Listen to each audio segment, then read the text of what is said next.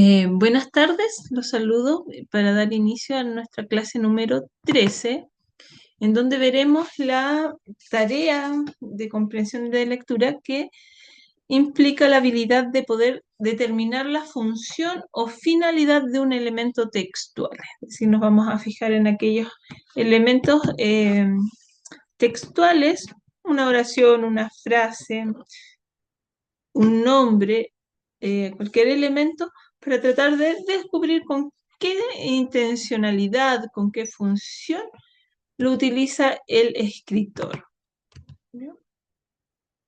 Entonces, esta tarea consiste, como se los enunciaba hace unos segundos, en descubrir la intención, es decir, el propósito comunicativo, el para qué el autor ha utilizado ese elemento, es decir, para qué lo usó o qué efecto busca provocar en el lector, ¿verdad? Reforzando esta idea de que en el texto no hay nada que esté puesto al azar o porque sí, sino que todo texto está escrito a partir de una intencionalidad, de un propósito, ¿ya? Teniendo claro quién es el receptor, cuál es el tema que voy a abordar. Entonces yo todo eso lo puedo adecuar a mi intención final, ¿ya? Entonces aquí es un poco tratar también de ponernos en eh, el cerebro del escritor. Lo mismo que hacíamos cuando veíamos el tono que adoptaba el escritor al asumir el tema, si era de compromiso, si era crítico, etcétera. Lo mismo pasa acá para tratar de determinar la función o finalidad con el cual se utiliza un elemento textual.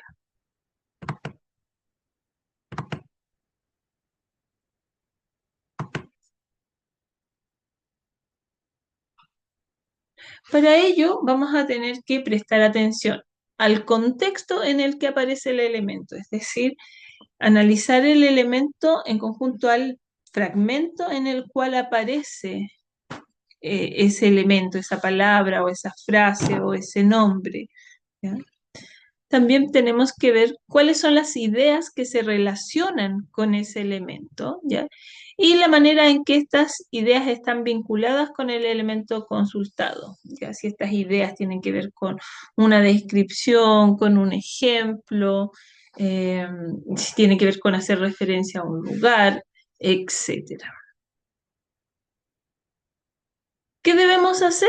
Bueno, a partir de la pregunta, nosotros debemos ser capaces de ir a ubicar en el texto, en el elemento por el que se nos pregunta, ¿verdad? Luego, escribir con nuestras propias palabras las ideas con las que se relaciona dicho elemento, ¿verdad? ¿Qué podrían significar? ¿Con qué intenciones podríamos utilizar ese elemento?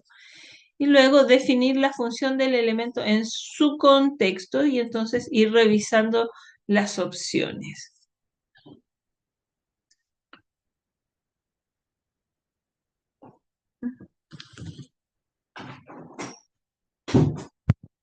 Entonces, veamos ejemplos. Dice, si los jóvenes supieran y los viejos pudieran, no habría nada que nos hiciera, dice un antiguo refrán español. Esta frase nos recuerda que muchas veces la experiencia llega cuando ya no se tienen las fuerzas y la energía aparece cuando aún falta la sabiduría, ¿verdad? Entonces aquí no está hablando que muchas veces en la juventud tenemos los ánimos de hacer las cosas, pero no tenemos la sabiduría para hacerlas bien. Y ya en la madurez, en la vejez, que tenemos la sabiduría suficiente para hacer bien las cosas, nos faltan entonces las fuerzas. Entonces, aquí la pregunta es, ¿cuál es la finalidad del refrán utilizado al inicio del texto? Entonces tenemos que ir acá, perdón, a este refrán.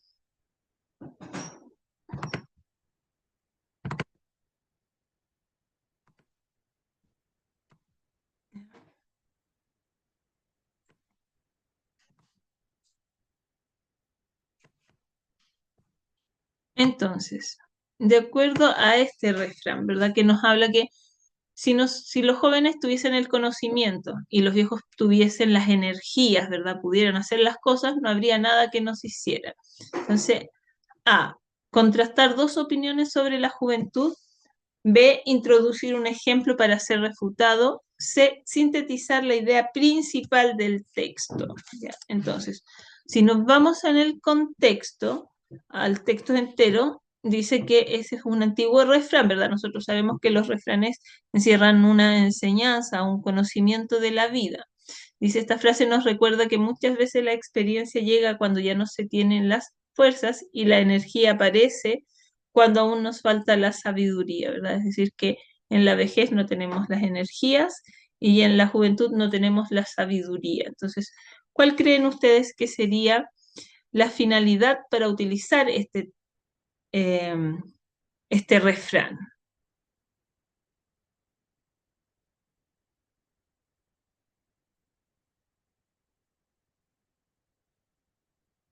El tema está dado acá, ¿verdad? Que dice, la experiencia llega cuando no se tiene las fuerzas y la energía aparece aun cuando falta la sabiduría. Y está el tema, el contraste entre ser viejos y sabios y ser jóvenes, entusiastas, pero carentes de conocimiento. Entonces, ¿para qué nos serviría este refrán? ¿Se contrasta aquí dos opiniones sobre la juventud? No, ¿verdad? Porque se extiende, no solo se centra en la juventud. Luego dice, introducir un ejemplo para refutarlo. En las oraciones que continúan, ¿se refuta la idea del refrán? No, al contrario, viene a corroborarla, ¿verdad? Entonces, Pascal decía la A, pero justo lo habíamos explicado por qué no es la A, ¿verdad? Porque dice que es contrastar dos opiniones sobre la juventud, pero si te das cuenta, no solo se centra en la juventud, sino que nos dice, en la juventud tenemos la energía, pero no el conocimiento, y en la vejez tenemos el conocimiento, más no la energía. Entonces, por eso ya tenemos que descartar esta primera opción, porque el párrafo o el texto 1 nos habla más allá que solamente la juventud. Perfecto, es la C, ¿verdad? Porque nos sirve para resumir, para sintetizar la idea principal del texto. Súper. Entonces, y esto pasa mucho en los textos, ¿verdad? Que podemos incluir una letra de una canción, que podemos incluir un refrán, un dicho popular que puede encerrar, por ejemplo, el tema del cual quiero que estoy desarrollando y que como tienen este como ingrediente de sabiduría es más fácil de entenderlo rápidamente.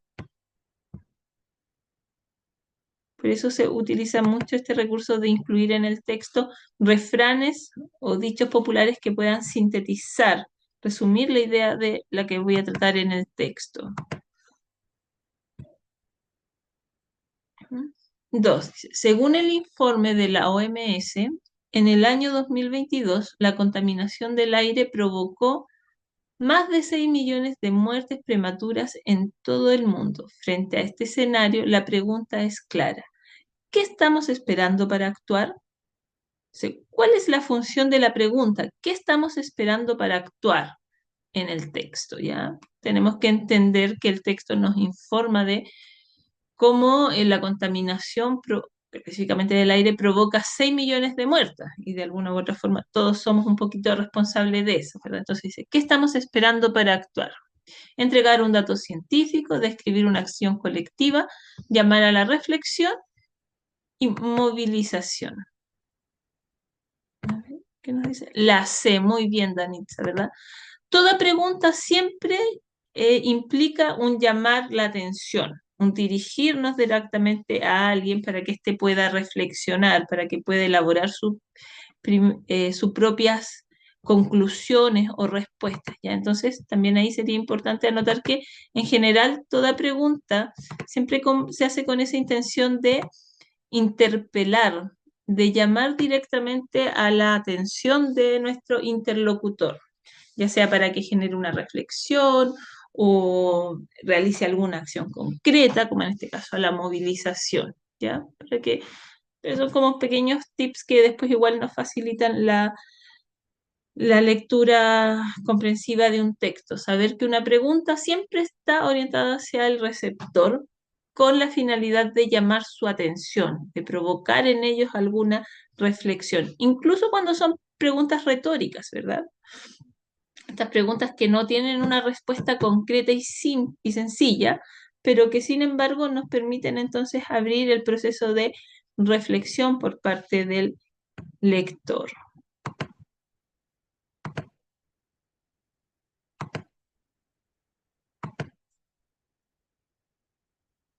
Ya. Texto número 3 se llama email. http://www. Ana y Carlos se conocieron por internet. Están atrapados en el amor. Hotmail feed slash. ¿Ya?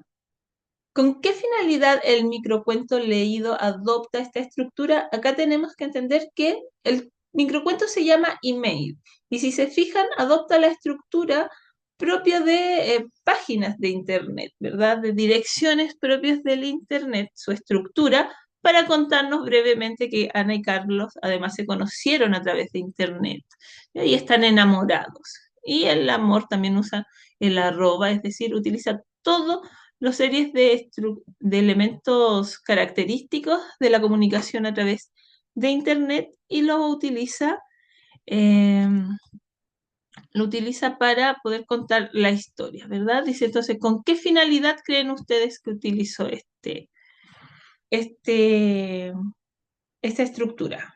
Aquí tenemos que saber el significado de las palabras, ¿verdad? Rechazar es no aceptar algo, refrendar es corroborar, aceptar, y cuestionar es poner en tensión algo. Entonces, veamos qué nos dice. Muy bien, es la B, ¿verdad? Refrendar, es decir, corroborar el tema propuesto. Perfecto. Porque está reforzando la idea de que se conocieron a través de Internet, por lo tanto, aprovecha todos los elementos de estructura de Internet para poder plantear y desarrollar la historia. Entonces, un recurso retórico. Perfecto.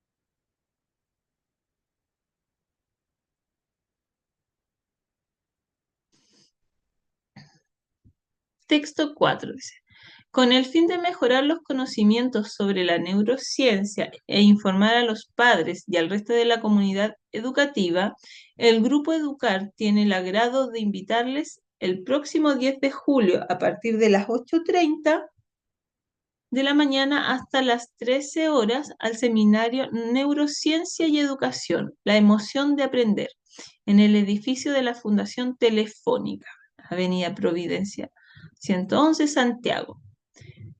Grupo Educar se nombra con la finalidad de, o sea, con qué propósito este autor utiliza el nombre de Grupo Educar, ¿verdad? Como la institución. Dice, A, mejorar los conocimientos sobre neurociencia, dar a conocer el organizador del seminario, o C, apoyar a la comunidad educativa. ¿Por qué creen ustedes que se utilizó esto? B, perfecto, ¿verdad? Porque para darle mayor credibilidad y validez a este seminario, se nos indica quién es el grupo encargado o quién es el organizador de este seminario. Y decimos que es un grupo Educar, por lo tanto podemos asociar que está vinculado con el tema de la educación. Perfecto.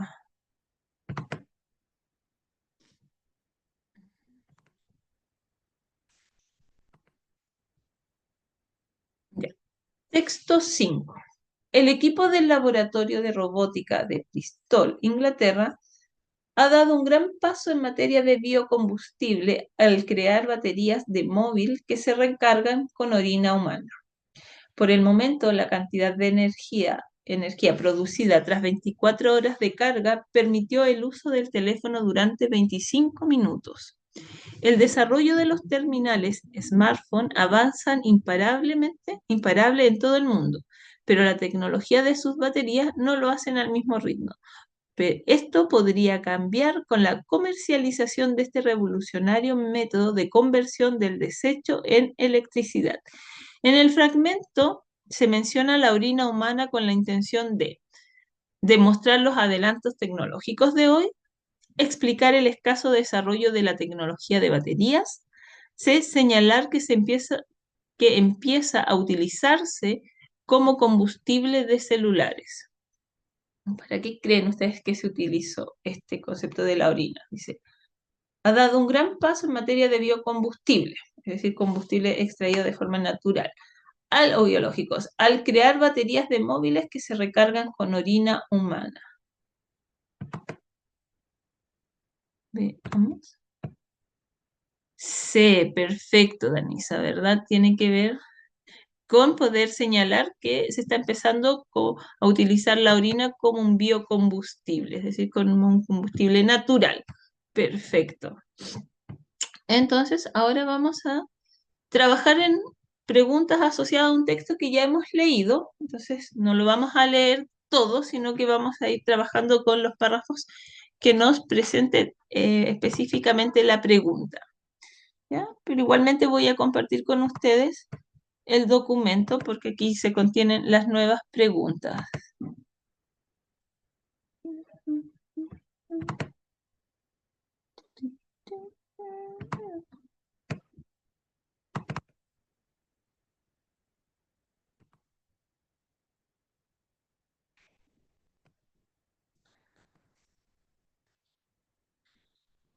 Ya chicos, ahí les compartí el texto.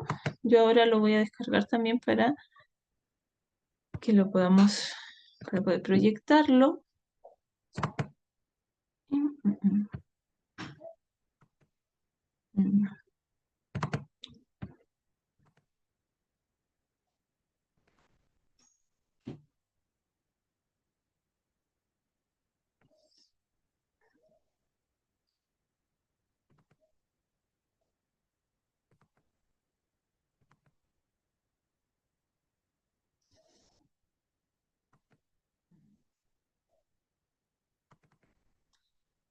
Entonces, vamos a ocupar el mismo fragmento de esta novela que se llama Vivir para contarla, que es más que una novela, es una autobiografía, ¿verdad?, de Gabriel García Márquez.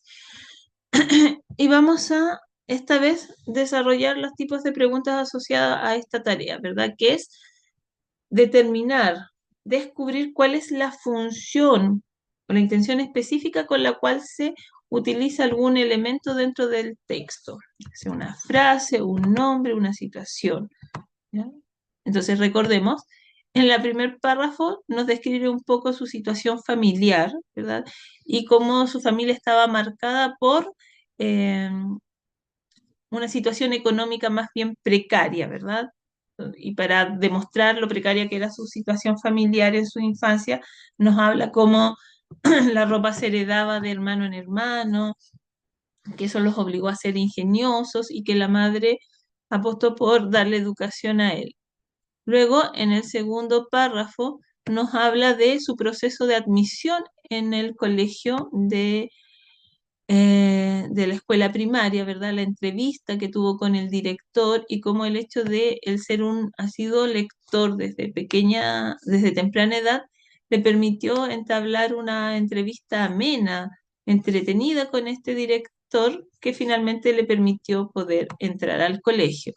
En el párrafo 3 nos habla de cómo se fraguó esta amistad entre el protagonista y el director de su escuela, y nos habla cómo esta amistad siguió fomentando en él el gusto por la lectura, nos da los ejemplos de aquellos libros que lo marcaron en su niñez, que pudo sacarlos desde la biblioteca escolar.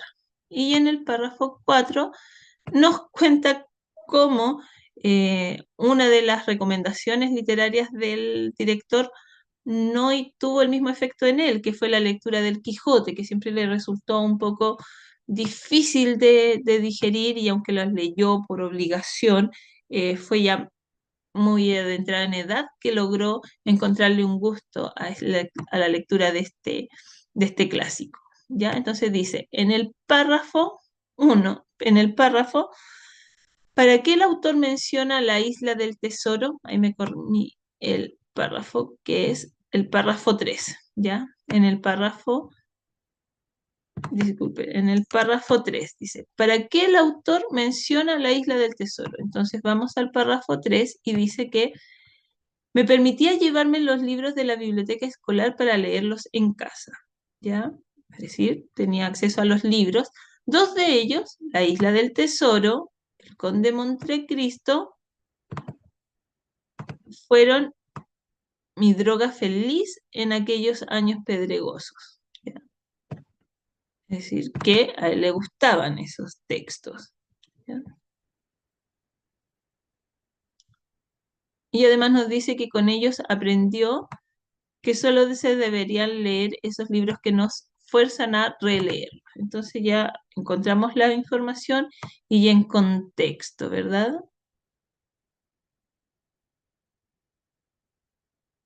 Entonces dice, para ejemplificar el papel importante que tenía la lectura en su vida. B, para ilustrar que los libros de aventura eran sus favoritos durante la etapa escolar. C, para demostrar que tenía graves problemas de ansiedad. eh, D, para nombrar uno de los libros que el director le permitió llevar a su casa. De acuerdo a la información que nos entrega este texto, ¿verdad? Él no está hablando que el director le permitía llevarse los libros de la biblioteca escolar para leerlos en su casa y nos da dos ejemplos de esos libros, ¿ya? Pero en ningún momento nos dice que el director le haya recomendado ese. De hecho, el único que dice que el director le recomendó fue El Quijote. ¿Ya? Por lo tanto, podemos descartar inmediatamente eh, la D, porque no fueron recomendados por el director, sino que se los llevó él por su cuenta. ¿Ya? Para demostrar que tenía graves problemas de ansiedad, no, en ningún momento se nos habla de ansiedad, sino que era que a él le gustaba tanto, lo disfrutaba tanto, que les parecía como una droga, ¿verdad? Pero no es porque tuviese problemas de ansiedad. Y fíjense, en la pregunta A y B se utilizan dos términos que son sinónimos. Ejemplificar es lo mismo que ilustrar, ¿ya? Es dar un ejemplo concreto de algo. Entonces dice, para ejemplificar el papel importante que tenía la lectura en su vida o para ilustrar que los libros de aventura eran sus favoritos durante la etapa escolar. ¿Cuál de estas dos opciones dirían ustedes que es lo que representa lo que realmente dice el texto? Porque nos dice, dos de ellos, la Isla del Tesoro y el Conde Montecristo, fueron mi droga feliz en aquellos años pedregosos. Los devoraba letra por letra con ansiedad para saber qué pasaba en la línea siguiente. ¿Nos cuenta de qué se tratan estos libros? No, ¿verdad? Entonces no podemos saber si son de aventura, si son de misterio o si son de terror. Simplemente nos da los títulos, ¿ya? Como ejemplos. Pero nos dice sí que para él eran algo que fue esa droga feliz que le permitió sobrellevar esos momentos trágicos. Por lo tanto, ¿cuál creen ustedes que es la alternativa que mejor se ajusta a la información que fuimos recabando en los textos?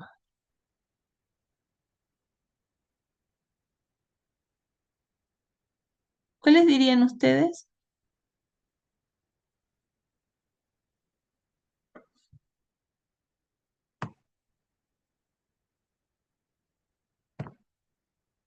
Recuerden que lo pueden anotar por el chat. Bueno, si nos damos cuenta, con toda la información que tenemos del párrafo 3, podemos ver claramente que aquí la intención de este párrafo era la de ejemplificar el papel importante que tenía la lectura, ¿ya? No ilustrarlas porque eran libros de aventura. De hecho, no nos explica cuál es el argumento de esos libros. No sabemos si son de aventura, de misterio o de terror. Dice, en el primer párrafo, ¿con qué intención el narrador menciona el episodio de la ropa? Es decir, esta ropa que se pasa de hermanos a hermanos, ¿verdad? Que se hereda, salvo al hermano Luis Enrique porque este destroza, rompe la ropa. Y que por supuesto sus hermanas aprendieron a ser ingeniosas para solucionar el tema de la ropa. Entonces, ¿con qué intención el narrador menciona el episodio de la ropa? ¿Para destacar la habilidad de las hermanas? ¿Para subrayar las dificultades económicas de la familia? ¿Para explicar por qué su hermano andaba con ropa descosida? ¿Para justificar el actuar de su madre en esa época de su vida? ¿Para qué creen ustedes que se utiliza en los episodios esto de la ropa, verdad? De que les quedaba chica muy rápido, pero que no iban y se compraban otras, sino que se heredaban, ¿ya? Que el que más grande le podía dejar al más pequeño y así sucesivamente. La B, perfecto, ¿verdad? Para subrayar las dificultades económicas de la familia, para venir a reforzar esa idea de que finalmente no era una familia de recursos exuberantes, ¿ya? Luego dice, ¿para qué se menciona las 1001 noches en el segundo párrafo? Para destacar que a su corta edad leía todo lo que cayera en sus manos. B, para recalcar que, a pesar de ser un niño, ya había leído obras importantes. C, para enfatizar la sorpresa del director al enterarse de que leía obras inapropiadas para su edad. Y D, para demostrar que tenía la madurez suficiente para leer cualquier tipo de obra. Entonces tenemos que ir al segundo párrafo, donde dice, me preguntó qué cantidad era una gruesa, cuántos años era un lustro y un milenio. Me hizo repetir las capitales de los departamentos, los principales ríos nacionales y los países limítrofes. Todo me pareció de rutina, ¿ya? Lo mismo que le preguntó a cualquier otro de los postulantes, hasta que me preguntó qué libros había leído. Le llamó la atención que citara tantos y tan variados a mi edad, y que hubiera leído La 1001 noches, en una edición para adultos en la que no se habían suprimido algunos de los episodios escabrosos que escandalizaban al padre Angarita. Me sorprendió saber que era un libro importante, pues siempre había pensado que los adultos serios no podían creer que salieran genios de botellas o que las puertas se abrieran al conjuro de las palabras, ¿verdad? Entonces,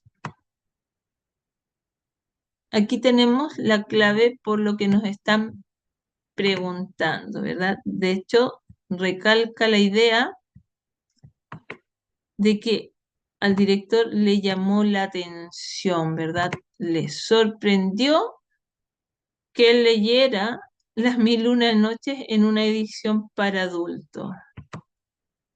Entonces, a partir de ahí, ¿cuál diríamos que es? ¿Con qué intención las menciona?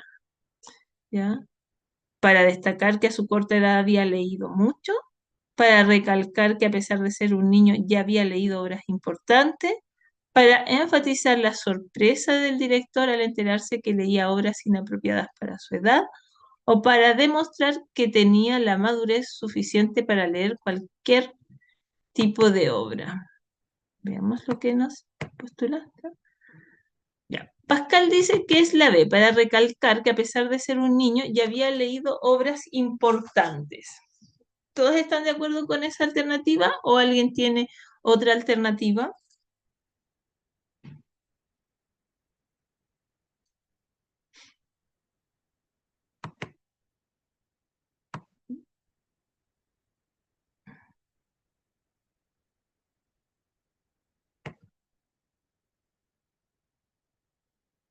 Fíjense, dice, le llamó la atención que citara tantos y tan variados libros a su edad, ¿verdad?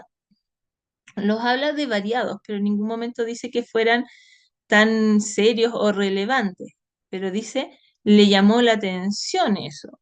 Y que haya leído Las Mil y una Noche y aquí nos da una pista, dice, una edición para adultos, ¿ya? En los que no se había suprimido esos episodios que escandalizaban a otro adulto que era el padre Angarita, ¿verdad?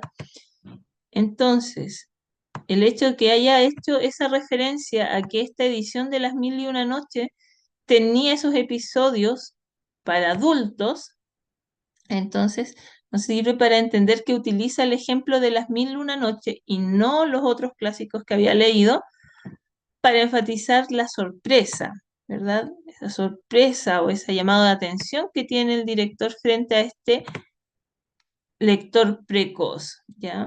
Que leía obras inapropiadas para su edad.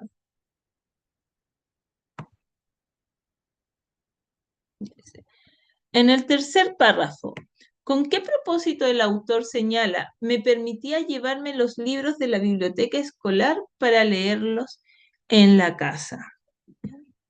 Esto está en el párrafo 3 y está en el contexto de que nos dice, su virtud inolvidable era tratarnos a todos como adultos iguales, aunque todavía me parece que se ocupaba de mí con una atención particular. En las clases solía hacerme más preguntas que a los otros y me ayudaba para que mis respuestas fueran certeras y fáciles. Me permitía llevarme, es decir, está dentro de una enumeración de situaciones en la que él percibía que había un mayor interés, una mayor preocupación por parte del director hacia su persona, ¿verdad?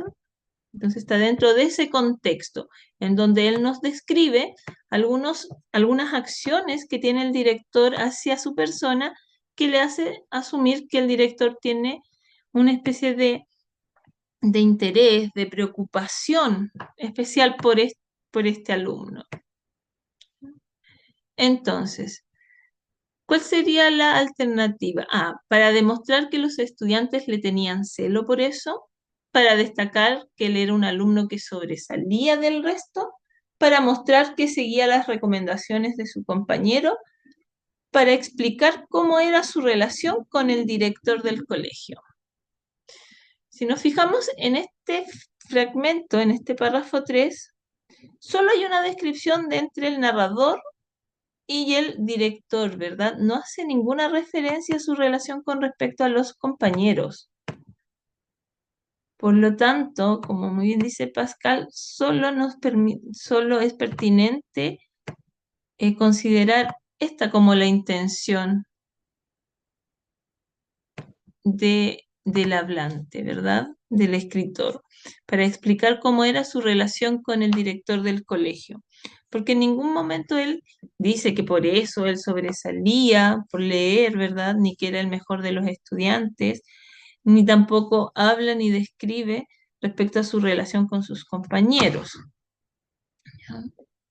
Entonces, por último, veamos, dice, en el último párrafo, la imagen del purgante se usa para. Veamos.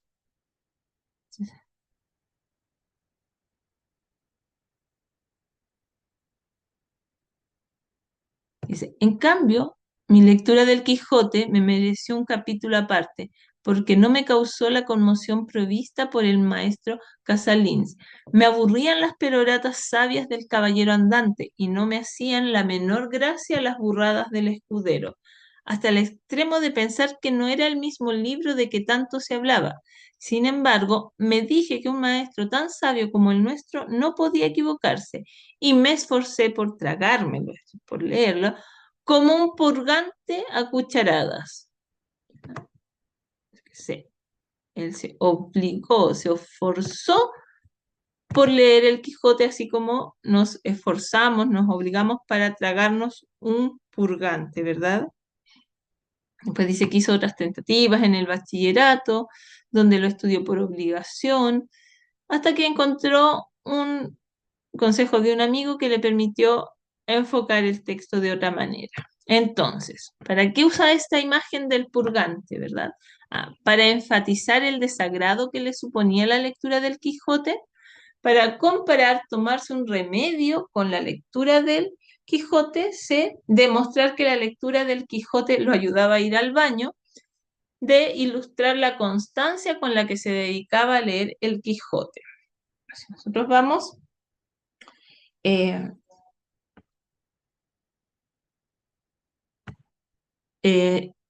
perdón, descartando alternativas, por ejemplo, ilustrar, es decir, ejemplificar la constancia con la que se dedicaba a leer el Quijote. No, él no fue constante, ¿verdad? Para él era un suplicio, entonces lo evitaba, entonces ya no puede ser como ilustración de la constancia. C, demostrar que la lectura del Quijote lo ayudaba a ir al baño, ya ahí es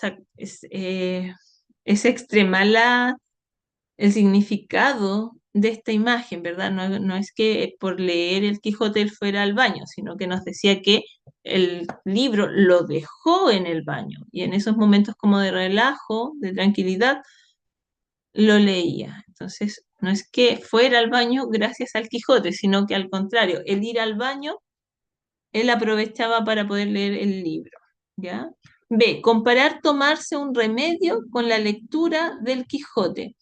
No es que las igualara, ya no es que para él tomarse un remedio fuese lo mismo que leer el Quijote, ya no lo utiliza con esa intención, sino que nosotros tenemos que entender que un purgante es un medicamento que es amargo, que es desagradable, ¿verdad? Porque lo utilizamos en el contexto de un dolor de estómago en general, entonces le sirve para reforzar la idea de que a él le era desagradable leerse el Quijote, porque previo a que aparezca eh, la frase nos decía que le aburrían las peroratas, no encontraba gracioso a Sancho, ya, por lo tanto, para él era un verdadero desagrado leer el Quijote hasta que se tuvo que esforzar como quien toma un purgante. Entonces, para reforzar esta idea de que es un desagrado, utiliza esta imagen, ¿verdad? Para enfatizar el desagrado. Entonces,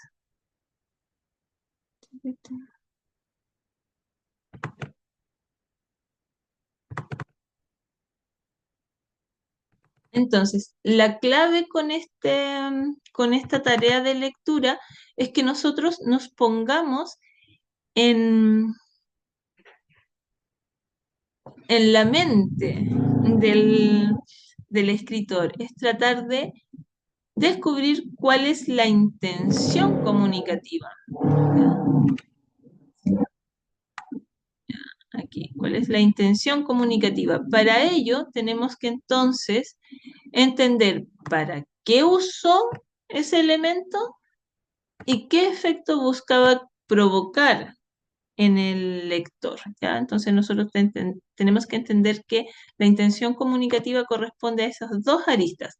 ¿Para qué uso algo y qué efecto quiero conseguir? Y para ello,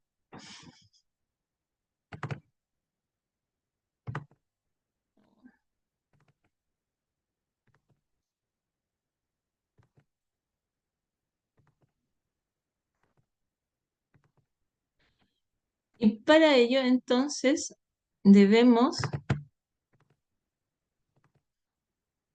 fijarnos en el contexto, es decir, una vez que ya identificamos la pregunta, ir precisamente al párrafo en donde aparece el elemento y ver qué es lo que se dice antes y después de la frase o el elemento en cuestión, vincularlo con las ideas que se relacionan, cuál es como el eje temático o de intención que se puede percibir en todo lo que se dice en torno al elemento, ¿ya? Y cómo se vinculan, ¿verdad? Sirven para reforzar lo que se está diciendo en el fragmento seleccionado, lo contradice, lo ejemplifica, etcétera. Chicos, hasta acá, ¿alguna pregunta, alguna duda? Si se dan cuenta, estas habilidades tienen que ver con poder extraer información explícita, es decir, información que no se presenta directamente en el texto, pero cuya, cuyo significado nosotros lo podemos extraer al seguir las pistas que me da el texto. Nuevamente tiene que ser el texto el que me dé las coordenadas para poder determinar esta finalidad o esta función. No sé si tienen alguna duda, consulta, pregunta, chicos,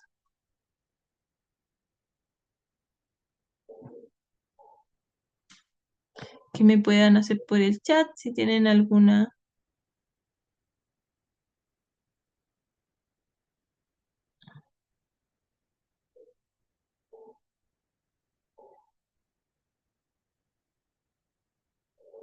¿Me escuchan?